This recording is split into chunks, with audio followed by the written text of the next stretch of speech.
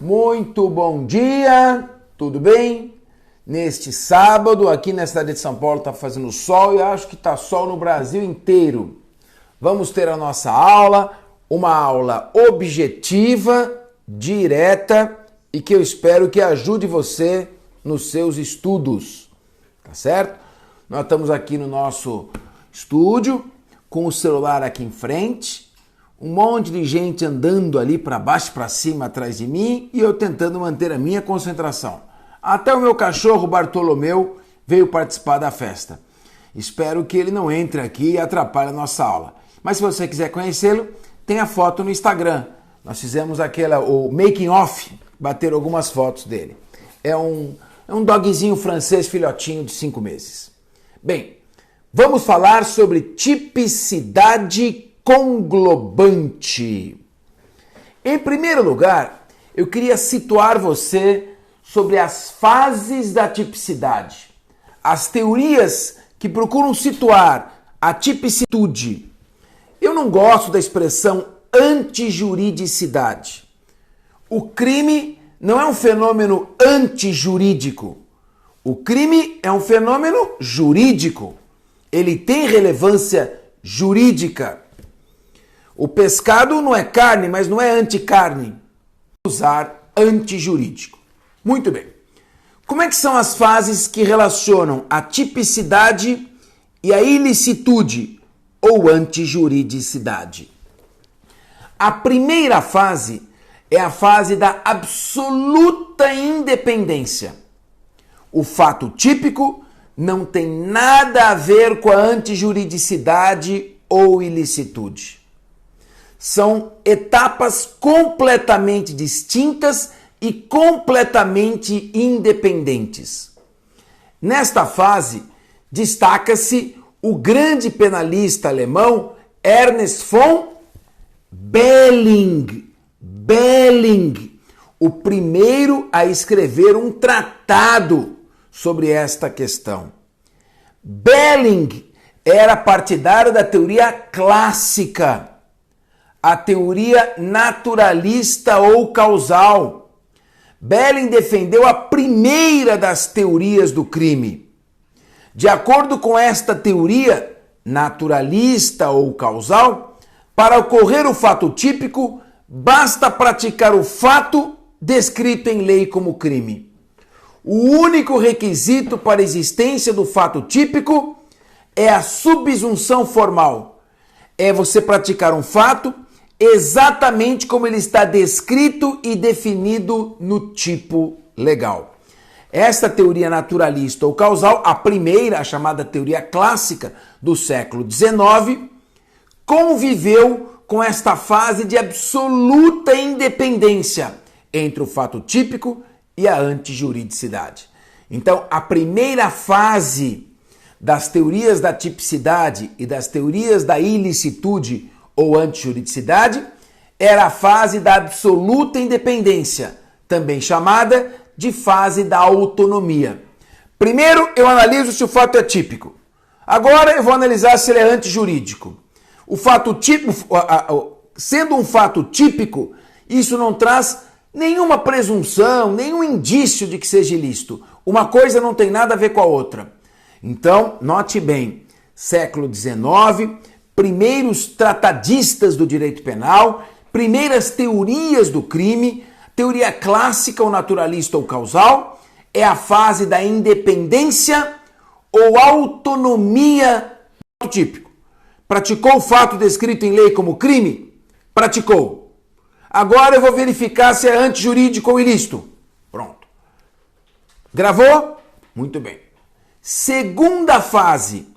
Numa segunda fase, eu diria já numa evolução, a visão de Belling de que o fato típico e a ilicitude são fenômenos completamente independentes acabou sendo superada por uma nova visão do professor Mayer.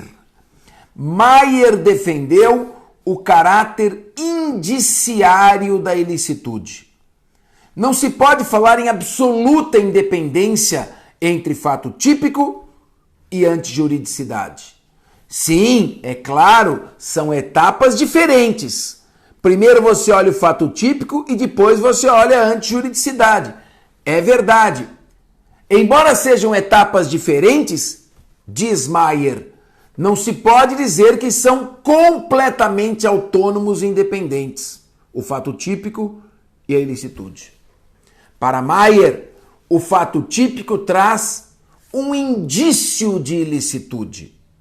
Vou te dar um exemplo. Imaginemos que você tenha presenciado um homicídio.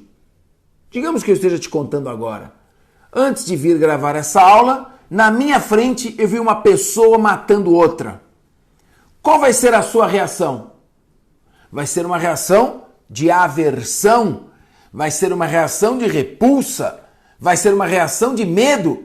Meu Deus! Ocorreu um homicídio? Uma pessoa matou outra? É verdade. Então, a simples menção da existência do fato típico matar alguém criou em você uma sensação de profundo medo e desconforto. Aí eu complemento, mas calma, na verdade, este homicídio que eu presenciei foi um estuprador violento e serial killer, matador em série, que pegou uma criança e a arrastou para um matagal. No momento em que ele ia violentá-la, a mãe corajosamente se atraca com ele e a arma dele é disparada contra o próprio agressor, matando a mãe, uma heroína, matou o estuprador em legítima defesa de sua filha. Ah, que bom! O que aconteceu? O fato típico, a notícia do fato típico matar alguém, criou em você uma sensação de que algo ruim foi praticado. Aí eu vou então analisar se esse fato ruim é antijurídico ou não. E vejo que ele foi cometido em legítima defesa. Ah, aquela sensação inicial de desconforto desaparece. É isso que Maier quis dizer. O fato típico cria um indício de ilicitude. O fato típico cria uma presunção relativa de ilicitude. Se o fato é típico, a princípio é possível que ele também tenha sido antijurídico ou ilícito. Há um indício de ilicitude. Portanto, em primeiro lugar, eu verifico se houve o fato típico. No meu exemplo, se uma pessoa matou outra, matar alguém, ocorreu o fato típico. Agora eu vou analisar numa segunda etapa se esse fato típico é ilícito ou não. Como já existe um caráter indiciário de ilicitude, como já existe uma presunção de ilicitude, como já existe uma sensação de desconforto, como já existe uma sensação de que algo ruim foi praticado, eu já entro na ilicitude achando que o fato é ilícito. E aí eu tenho que verificar se estão presentes as causas de exclusão da ilicitude. Legítima defesa, estado de necessidade, exercício regular do direito ou estrito cumprimento do dever legal. Então, pela teoria do caráter indiciário da ilicitude, fato típico é diferente de antijurídico, eles não se confundem. Primeiro eu verifico se houve o fato típico, mas se houve o fato típico, isso já traz uma carga negativa, isso já traz um indício de que ele também foi ilícito. Quando eu chego na antijuridicidade, eu não tenho que analisar se o fato foi ilícito, porque como existe um indício de ilicitude, o que eu tenho que analisar é se estão presentes as causas de exclusão da ilicitude. É um raciocínio a contrário senso. Então, houve um homicídio, fato típico. Agora eu vou ver se esse homicídio foi praticado em legítima defesa, estado de necessidade, etc. Se não estiver presente nenhuma dessas causas, confirma-se o indício de ilicitude e o fato, além de típico, será antijurídico. Teoria do caráter indiciário da ilicitude. Professor Maier. Ernest von Maier. Muito bem. Então, nós temos duas fases. Primeiro, a fase da absoluta independência. Tem nada a ver uma coisa com outra. Primeiro eu vejo o fato típico e depois, sem nenhum indício, livre de qualquer pressão, eu analiso se esse fato típico é antijurídico ou não. Belling. Segunda teoria. Segunda fase, numa evolução. Teoria do caráter indiciário da ilicitude. Eu verifico se houve o fato típico. Se houve, isto é um indício de que ele também é ilícito. Portanto, quando eu chego na ilicitude, eu tenho que verificar apenas se estão presentes as causas de exclusão da ilicitude. Resumindo, para a teoria do caráter indiciário da ilicitude, de Maier, todo fato típico, a princípio, também é antijurídico, também é ilícito, a não ser que estejam presentes causas de exclusão da antijuridicidade. A teoria do caráter indiciário é também conhecida como teoria da ratio cognoscendi, perfeito? De Mayer. Aí vem a terceira teoria, que é a teoria da ratio essendi.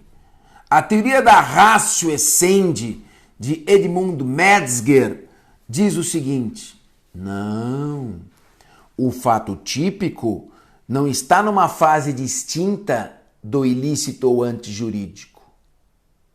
É a mesma fase. É uma etapa só. Nós estamos falando num único elemento do crime, que é o chamado fato típico ilícito. É uma coisa só. Para não chamar de fato típico ilícito, Metzger chamou de tipo total de injusto. O tipo total de injusto é um elemento, é uma fase do crime que consiste na tipicidade e na antijuridicidade ao mesmo tempo, formando uma coisa só. Então aí agora mudou tudo. O Belling dizia, eu tenho etapas distintas. Primeiro eu vejo se é fato típico. Muito bem. Depois eu vejo se é antijurídico. E aí eu vejo a culpabilidade. Teoria clássica, fase de absoluta independência ou autonomia entre o fato típico e a ilicitude. Segunda teoria, teoria do caráter indiciário da ilicitude de Mayer. É verdade, o fato típico é uma etapa, o antijurídico é a segunda etapa, mas o fato típico traz um indício de ilicitude. De maneira que quando eu chego na ilicitude, eu tenho que verificar apenas se estão presentes algumas causas que a excluem, ou se é confirmado o indício daquela antijuridicidade. Todo fato típico também é antijurídico, a não ser que estejam presentes na etapa seguinte causas de exclusão da antijuridicidade. Mayer, teoria do caráter indiciário ou ratio cognoscendi.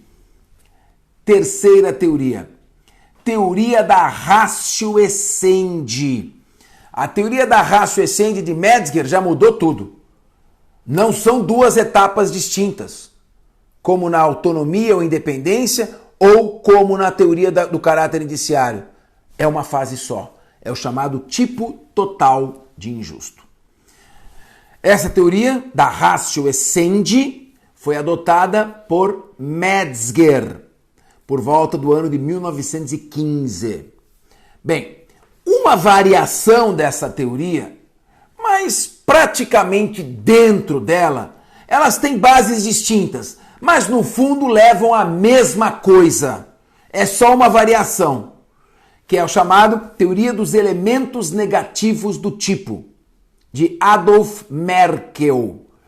Para a teoria dos elementos negativos do tipo, não existe duas fases distintas, fato típico e antijuridicidade. É tudo uma coisa só. Então, só que o tipo penal é assim: matar alguém não estando em legítima defesa, estado de necessidade, exercício regular do direito ou estrito cumprimento do dever legal. É um tipo gigantesco. As causas de exclusão da ilicitude entram no tipo como elementos negativos. O quê? Não é aquele negócio. Primeiro eu verifico se o fato é típico, matar alguém. Depois eu verifico se ele é antijurídico, analisando se estão presentes causas de exclusão da ilicitude. E aí eu analiso a culpabilidade. Não. Para essa teoria dos elementos negativos do tipo de Merkel, da teoria da ratio essendi, o tipo é matar alguém não estando em legítima defesa. Bem, veja que coisa estranha. Se uma pessoa matar a outra em legítima defesa, o fato é atípico. O fato é atípico. Por quê? Porque as causas de exclusão da antijuridicidade entendem indiciário da ilicitude. O fato típico e a antijuridicidade estão em etapas distintas de verificação, mas a ocorrência do fato típico cria um indício de que ele também será ilícito ou antijurídico. De maneira que quando eu chego na segunda etapa da antijuridicidade, tudo que eu tenho que verificar é se estão presentes as causas que a excluem. Então, chegou na antijuridicidade, já tem que ir direto. Bom, o fato é típico. Agora vamos ver se é antijurídico. Foi praticada a legítima defesa em estado de necessidade? No exercício regular do direito? No estrito cumprimento do dever legal? Não. Então aí ele é antijurídico. Confirma-se a antijuridicidade. Perfeito? Etapas diferentes. Bem, na aula de hoje, nós vamos nos concentrar na análise do fato típico, do tipo penal. O que é necessário para a existência do fato típico? Portanto, nossa aula será sobre a primeira etapa da existência do crime, qual seja a da tipicidade, partindo do pressuposto de que fato típico e antijuridicidade são etapas distintas de raciocínio. Pois bem, fato típico. Já é outra aula, está gravada aí, aulas Fernando Capês, você pode verificar. Já vimos isso na teoria do crime, que o fato típico inicialmente só exigia, teoria clássica, para a ocorrência do fato típico basta praticar a conduta descrita no tipo penal. Perfeito? Subsunção formal. Bem, entra aqui a tipicidade conglobante. Teoria da tipicidade conglobante. A teoria da tipicidade conglobante é uma teoria típica. Seu principal defensor, nosso querido jurista argentino, Eugênio Raul Zaffaroni, na sua obra com o professor saudoso e querido professor, tanta falta ele faz, José Henrique Pierangeli. Eles desenvolveram o estudo da tipicidade conglobante. O que quer dizer tipicidade conglobante? Tipicidade conglobante quer dizer a ordem jurídica é uma só. A ordem jurídica é global. A ordem jurídica é um globo em que existem todas as esferas. Existe a ordem jurídica trabalhista, a ordem jurídica administrativa, a ordem jurídica civil, a ordem jurídica comercial, a ordem jurídica penal, a ordem jurídica moral. Desculpe, aí não é jurídico. Embora o princípio da moralidade tenha contornos jurídicos. Mas a ordem jurídica processual e assim por diante. Então, a ordem jurídica é uma só. Pois bem, se a ordem jurídica é uma só, ela é global, ela é conglobante. Deste modo, ninguém pode praticar um fato típico se realizar uma ação permitida pela ordem jurídica global. Se a ordem jurídica não considera proibida uma determinada conduta, como é que ela pode ser típica? Como é que o ordenamento legal não teria sentido? Vamos dar alguns exemplos para ficar isso mais claro. Um lutador profissional de boxe. Muito bem. Sobe lá uma luta. Que pena que vocês não pegaram esta fase. George Foreman, Muhammad Ali, Joe Frazier, Ernie Shavers, grandes lutadores de boxe. Aí pegaram também a fase do Mike Tyson. Então vamos lá. O Mike Tyson, que está mais próximo aqui do meu público que me assiste, sobe no ringue. E um outro lutador profissional sobe no ringue. Eles vão trocar socos. Cada soco desferido está tipificado como lesão corporal dolosa. Ofender a integridade corporal ou a saúde de outrem. Lesão corporal é um fato típico. Porém, dentro das regras do esporte, está acobertada por uma exclusão de antijuridicidade, por uma exclusão de licitude, exercício regular do direito de praticar a profissão de boxeador. Portanto, é um fato típico, mas não antijurídico. Para a teoria da tipicidade conglobante, este fato é atípico, pois a ordem jurídica não pode dizer é permitido a prática do boxe profissional dentro de regras. Porém, cada soco que o boxeador der no outro estará definido como crime pelo tipo penal do artigo 129 do Código Penal. Esta contradição que eles pretendem rebater. Um outro exemplo, um oficial de justiça vai cumprir, esse é um exemplo que está no livro do professor Zaffaroni Perangeli, um oficial de justiça vai cumprir uma ordem judicial de busca e apreensão de um quadro valioso. E estão retirando este quadro da casa. Muito bem. Seria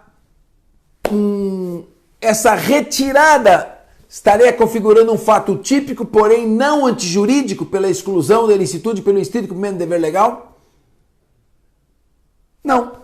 Como é que a jurídica pode dizer, oficial de justiça, cumpra a lei e apreenda esse quadro, mas você estará praticando um fato típico. Fique tranquilo que não é antijurídico, mas é típico.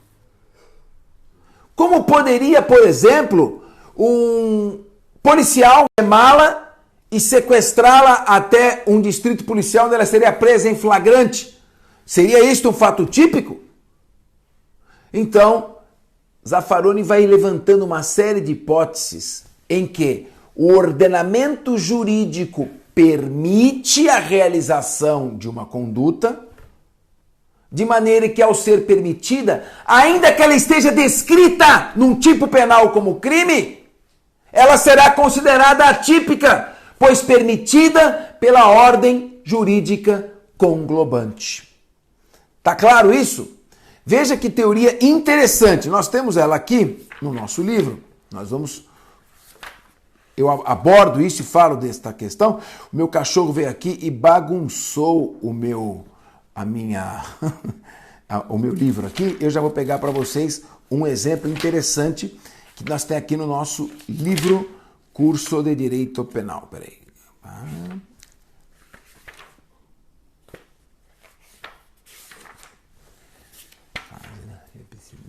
Um segundinho, vai tomando uma aguinha para relaxar. Muito bem. Então, veja só. Eu vou ler o que está escrito aqui, tá bom? Para a tipicidade conglobante, veja se você entende o que eu vou falar, porque eu vou te explicar. Para a tipicidade conglobante, somente a conduta expressa e previamente consagrada como um direito ou um dever será sempre atípica, pouco importando a subsunção formal. Essa questão que eu queria colocar com vocês. Bem, se a ordem jurídica global permite uma ação, ela não pode ser considerada atípica. Pois bem, como o professor Zaffaroni explicaria então as excludentes do exercício regular do direito, do estrito cumprimento do dever legal, legítima defesa, etc. A princípio, nós poderíamos concluir o seguinte: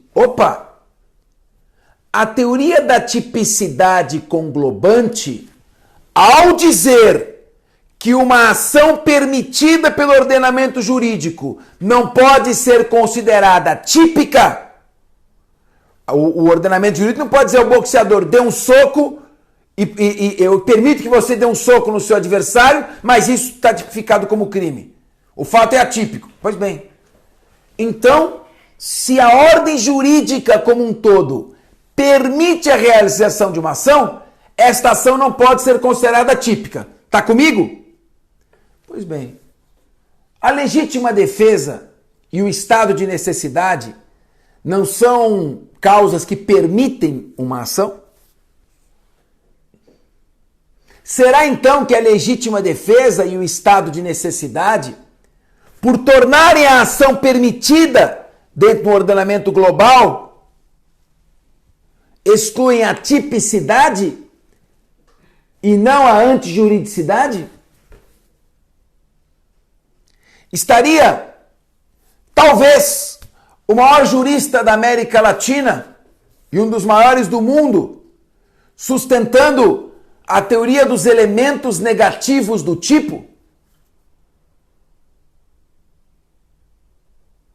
Para o professor Zaffaroni, as causas que excluem a ilicitude por permitirem a prática de uma ação são casos de exclusão da tipicidade? Adota o professor Zaffaroni a teoria do tipo total de injusto? Dos elementos negativos do tipo? Não me parece. O que a teoria da tipicidade conglobante está dizendo é o seguinte: toda conduta que seja prévia, eu li para vocês aqui, toda conduta que seja prévia e expressamente permitida pelo ordenamento jurídico é atípica. A legítima defesa e o estado de necessidade não são causas que caracterizam prévia e expressamente a permissão de uma conduta. Como não? Ela depende de uma ponderação de valores de acordo com o caso concreto. É diferente do boxeador que sobe no ringue e dá um soco no adversário. Já está previamente estabelecido que os socos trocados dentro da regra, e alguns que saiam da regra, mas estejam dentro daquela linha de desdobramento causal previsível, que estes socos dados no ringue do boxe já são prévia e expressamente permitidos. Não há ponderação de valores. Não há análise de peculiaridades do caso concreto. Você é boxeador profissional, você também podem subir, podem trocar socos. Dentro das regras. Se houver também algum excessinho e está dentro do limite, não há problema. Isto é prévia e expressamente permitido. Neste caso, o fato é considerado atípico. Nesse caso, o ordenamento jurídico não pode dizer, por favor, suba no ringue e dê socos e pratique fato típico. Porém, há uma grande diferença. No caso da legítima defesa do estado de necessidade, não são condutas previamente e expressamente permitidas. Você tem que analisar no caso concreto se uma série de requisitos estão presentes. Então, houve legítima defesa. Calma. Eu vou analisar se aqui no caso concreto tinha uma agressão que era injusta. Será que essa agressão foi provocada por quem se defendeu? A agressão é atual, é iminente? Você usou com moderação? Você empregou os meios necessários? Então, essa análise, esta ponderação só pode ser feita numa etapa seguinte, que é a etapa da exclusão da antijuridicidade.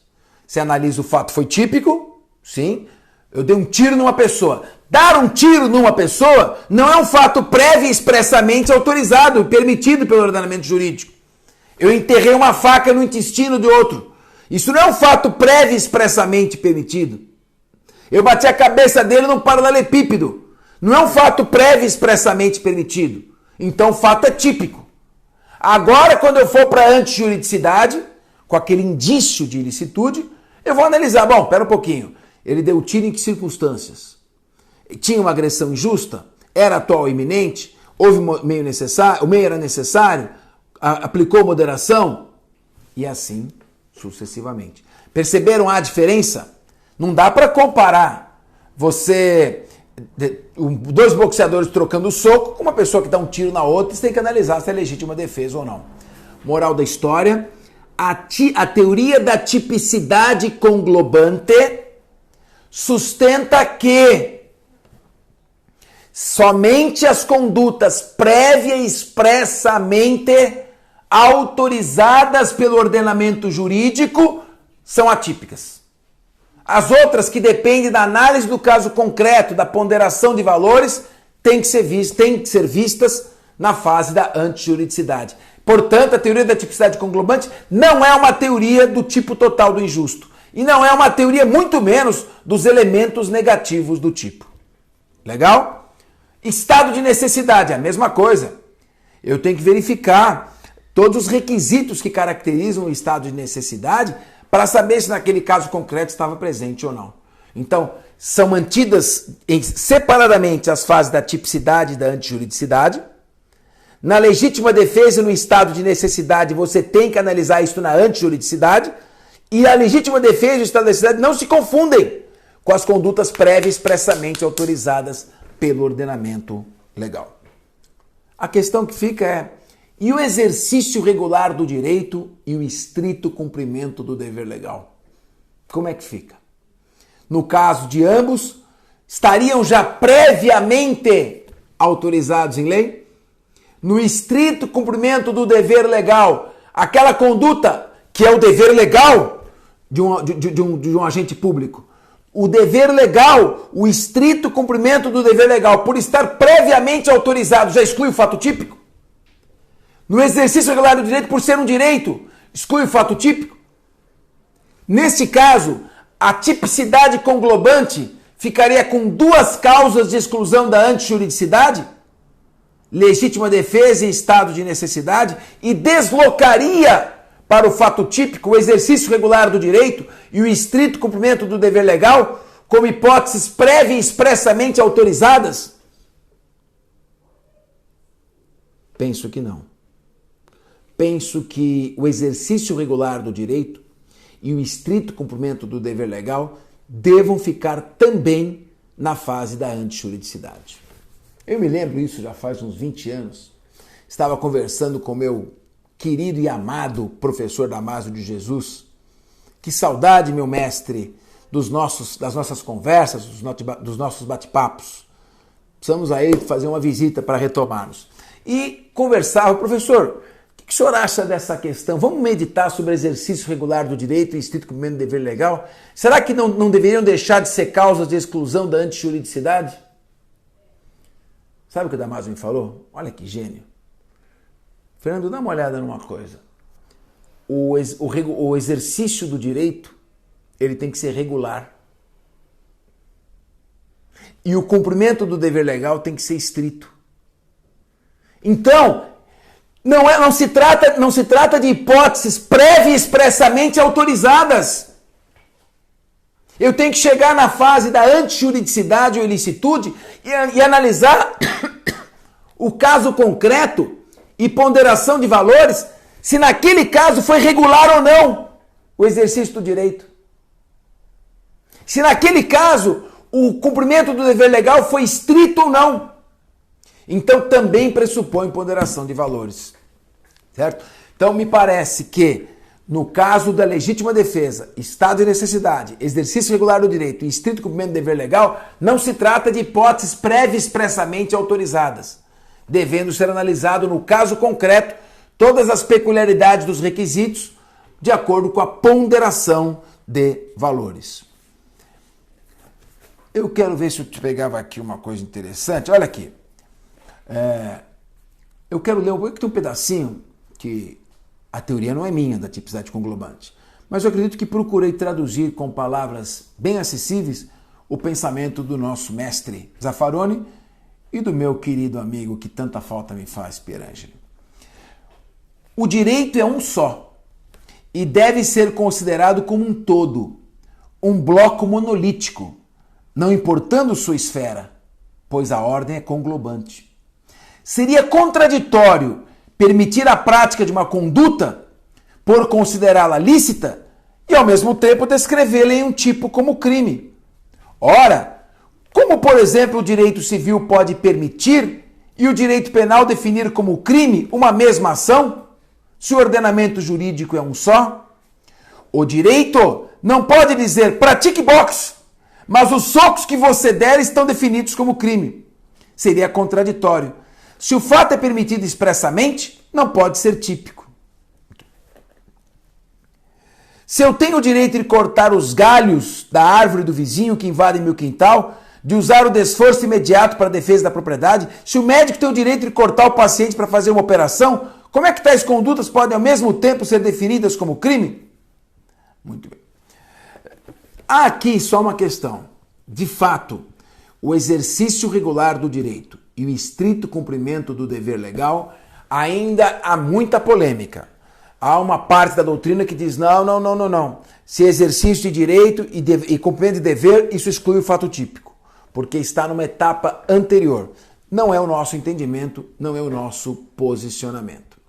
Portanto, para nós, nossa linha, o fato típico é uma etapa diferente da antijuridicidade.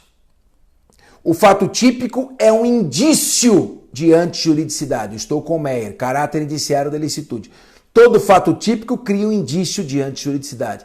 E são etapas distintas. E quando eu chego na antijuridicidade, meu raciocínio é só por exclusão.